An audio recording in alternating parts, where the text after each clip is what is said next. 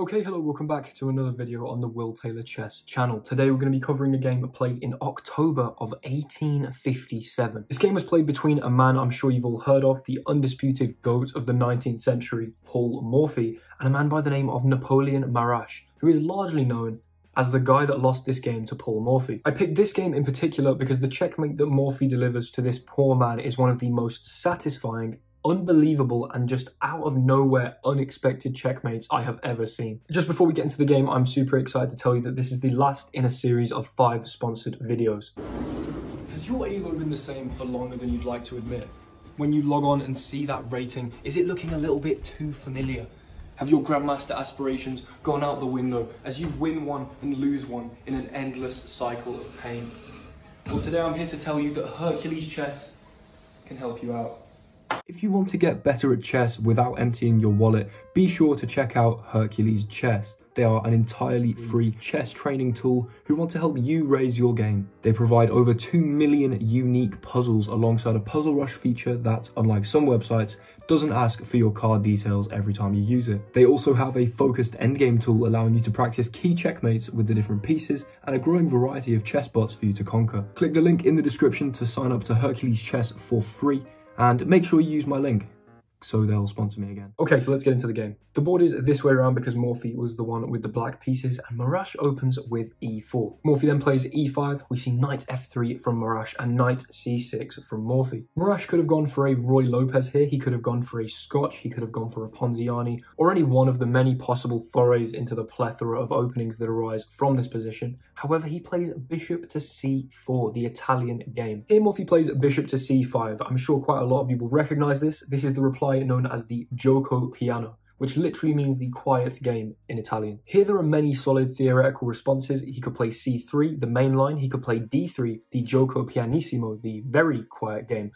But instead, Marache, and we respect him for this, plays b4, a much more exciting move, the Evans Gambit. This is one of the most dynamic and interesting, non-dubious gambits in all of chess. This is a personal favorite of a lot of people, notably the OG of chess YouTube, Agad Mator. He is very publicly has a known soft spot for this opening, and we can see why after Morphy accepts the pawn on b4. The bishop is drawn to the b4 square here such that the move c3 can be played with tempo, attacking said bishop. After the bishop moves back to a5, this is the main response in the Evans Gambit, we see d4 from Marache, claiming a very open center, super active pieces, and a lot of development. Now, while I have a lot of love and respect for this opening, after Morphy takes the pawn here, Marache does not play either of the two ventures into further solid theory. You know, castling here, kingside is an option to try and bring the rook out, or queen to b3, getting that battery towards f7, also putting pressure on b7 and coming with those kind of attacking ideas. He instead plays the move e5.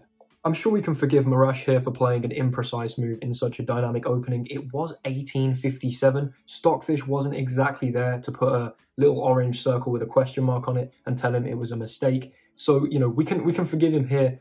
But the wonder of this game is watching how Morphy punishes this move. Unsurprisingly, he finds the best response immediately and plays the move d5, giving this light square bishop here some room to breathe and pretty much forcing the white pawn to take en passant. The reason that e5 isn't a great move is because you relinquish control of the d5 square, and after the pawn does take en passant, we see queen takes pawn. Now here white's kind of lost their like big center, and you know the queen's gotten a bit active. The d pawn's been able to move with tempo so that the light squared bishop can come out, maybe castle queenside's an option. There's not as much pressure in the position for black. However, it's very much still a game. We see kingside castles here from Marache, unpinning the c-pawn, getting his king out the center of the board, and preparing some rook to e1 ideas to try and punish Morphy's king for still being on e8. In response to this, Morphy develops his knight, but not to the natural square f6 here. He instead plays knight g to e7, preventing any potential rook to e1 check ideas from being anywhere near as potent. In this position, however, Marache tries to exploit the black king anyway and plays knight to g5. He goes after that f7 pawn with the knight and the bishop, kind of like a fried liver idea.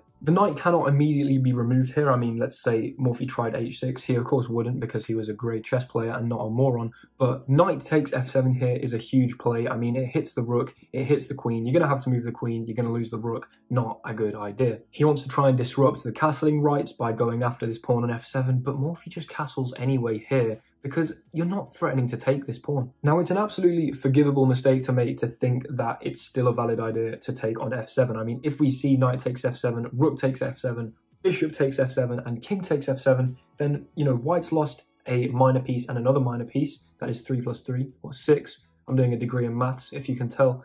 And black's lost a rook and a pawn, which is 1 plus 5, also 6. So materially speaking, for a beginner or even many intermediate players, this seems like a valid trade to make. Generally speaking, however, it's almost never a good idea to make this trade. The two minor pieces can just apply so much more pressure and work together so much better in the middle game and even towards the end game than the rook and the pawn can. I mean, there are scenarios in which that trade, you know, that material for that material is worth it. For instance, if the pawn's passed, the rook's behind it, and, you know, it's the only thing you can possibly do.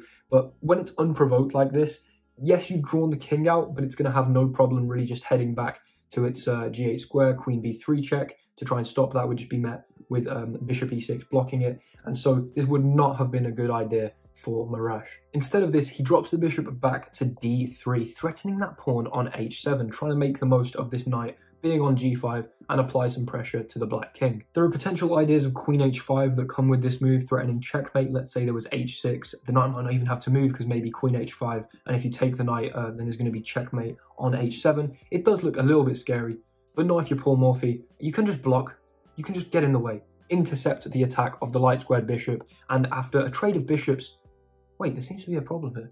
That problem is bishop to a3, held by the knight, attacking the queen. And, I mean, wait a second, if the queen moves as it does, he's just going to take the rook.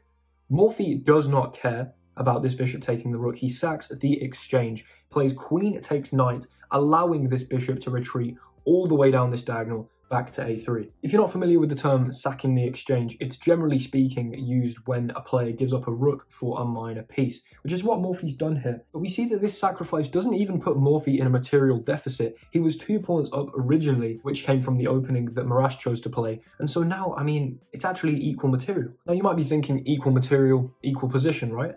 Absolutely not. The Stockfish evaluation here gives Morphy a -8 advantage. That is nearly being a full queen up in terms of positional and developmental attack.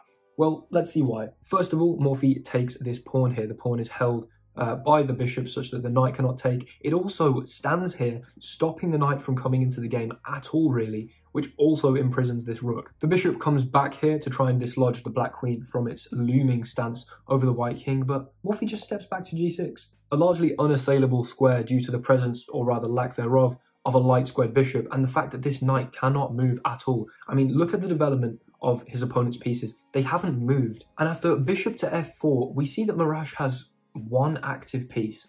One active piece. Morphy has 1, 2, 3, 4, and why not make it a fifth with rook to d8, attacking the queen, bringing the rook to an open file. The queen's got to move. Marache here plays queen to c2, stepping out of the d file and applying some pressure to that c3 pawn. I mean, if you can play knight takes c3 and get this rook over here, you know, use your knight actually and use your rook, you're not going to be 8 points of material completely wasted sitting in the corner. It doesn't look too horrible, but then we see knight to d4, ruthless. Morphy brings his knight into the center of the board while attacking the queen. The queen is going to have to move again.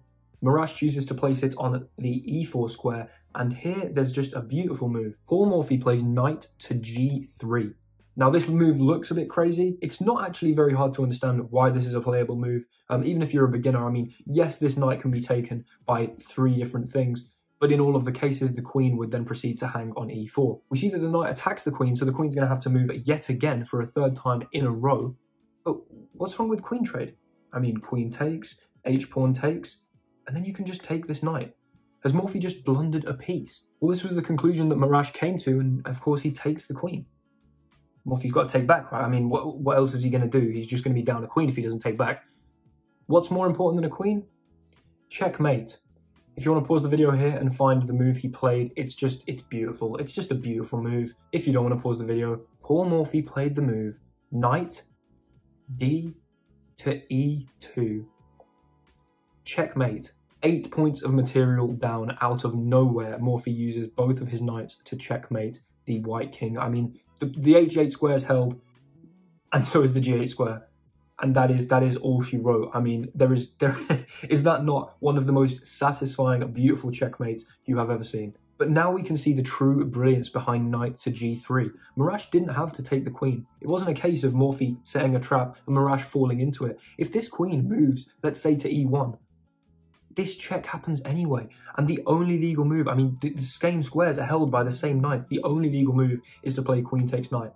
And if you move your queen to somewhere which doesn't defend this square, let's say the queen just goes off and takes this pawn, this is checkmate anyway. The best response here would have just been to take the knight, except that you are down a full queen, because otherwise you're getting checkmated. Pretty much whatever happens, this knight check's still going to be an idea. There's also going to be the move c2, and this pawn is probably going to promote very soon. I mean, the knight's actually going to be trapped because of this bishop as well, or it's going to have to come out uncomfortably to a3. But yeah, just a ridiculous position. Let's go back to that final checkmate. Just what a checkmate. I mean, is that not one of the most satisfying checkmates you have ever seen? Thank you very much for watching. Hopefully you enjoyed that game and that checkmate as much as I did, and you enjoyed the analysis and the breakdown of it. If you did, leave a like, comment, subscribe. All of that stuff really helps out the channel. And yeah, I will see you in the next one. Goodbye.